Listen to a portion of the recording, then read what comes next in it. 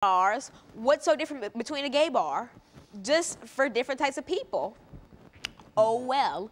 And so basically police in Greenwich Village were so ignorant to just try and raid it and scare them that started the Stonewall Inn riots. And that's the same as what I just said about the LA riots.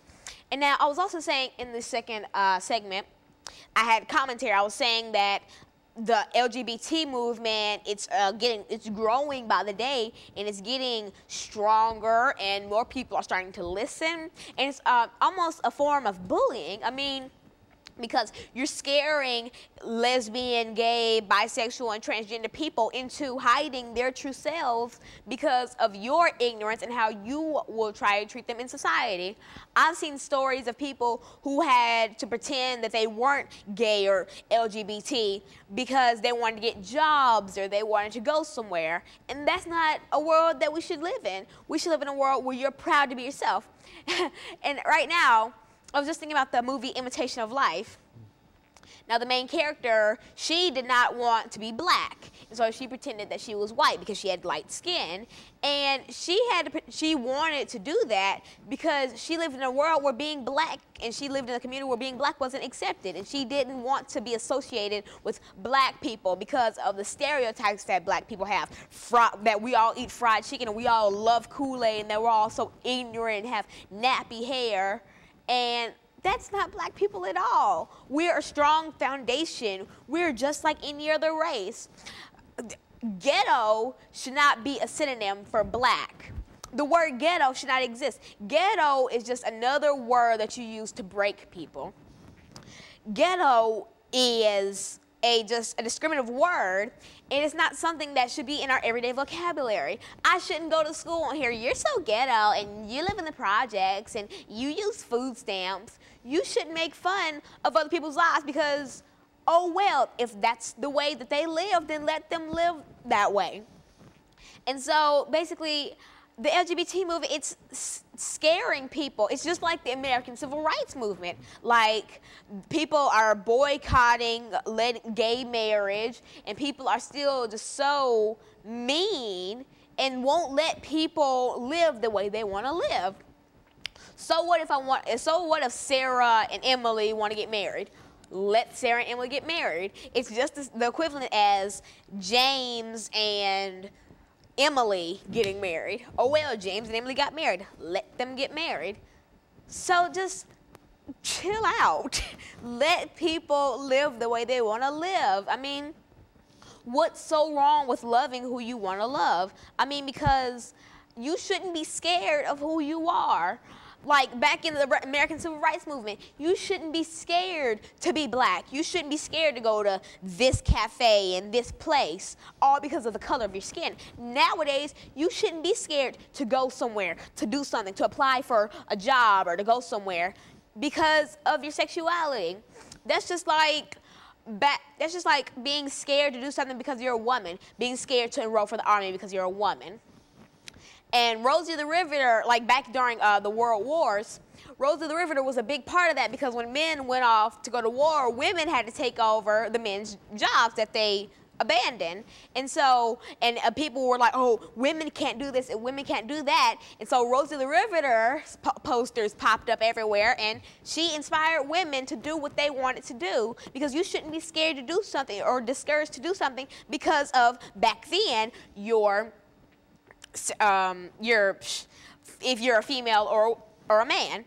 And so then after that, we had the American Civil Rights Movement. You shouldn't be scared to do something because of your race. And now we have the LGBT movement, and now you're scared to do something because of your sexuality. And so you're saying, in total, Alana, that there is what we call civil rights, and that these civil rights, whether we're talking about the LGBT community or whether we're talking about African Americans or whoever, whatever group, people ought to be able to what? Enjoy their lives and have their civil rights, their human rights, the right to get married, the right to live a beautiful life without being discouraged because of your sexuality.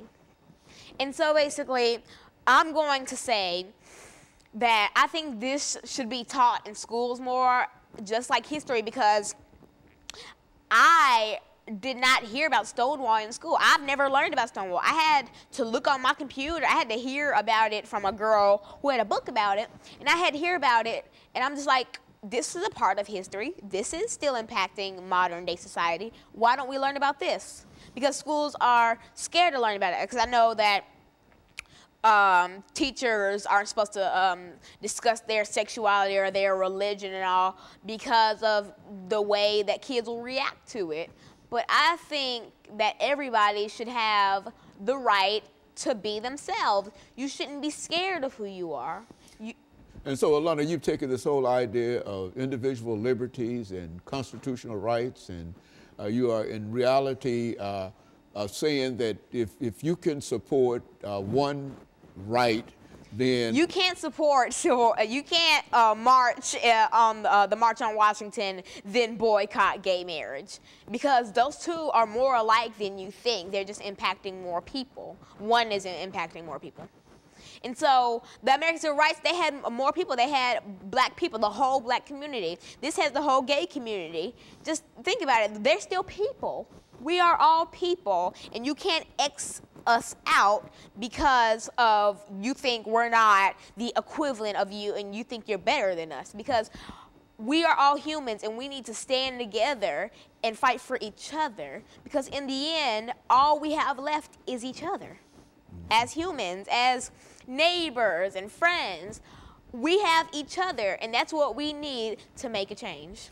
Alana, let me sort of bring this to some conclusion here to tell you that I had my misgivings in reference to bringing this information forward, and especially bringing this information to have you to succumb in a real sense to your desire to talk about this as a topic, you see. But I think nevertheless it did serve as an opportunity to hear not only your expression in reference to this, but to understand that even children your age, because in many instances you're talking about something that many people don't regard as a child's topic, but since and what I think that you're demonstrating is that there is an awareness not only among elderlies and young people, but there's also an awareness among people in your age level and et cetera, even though they seldom express that. And I want to thank you for bringing that information out to us today, because coming from an 11-year-old person, I think it has a different impact than it does coming from anybody else. And so I want you to know that I had many misgivings in reference to this and the impact that it might have and et cetera. But nevertheless, I thought that it was important since, and since it appeared that this was the only topic that you were willing to deal with today, that we could, in a real sense, deal with this. And I want to thank you for bringing the information, and I want to encourage myself to be able to understand, have a greater understanding of not only that aspect of it, but all aspects in terms of the human existence and the honor that we owe to one another. And I want to thank you for that. Let me encourage our audience to tune in again next week for another informative edition of Comments. Thank you and good morning.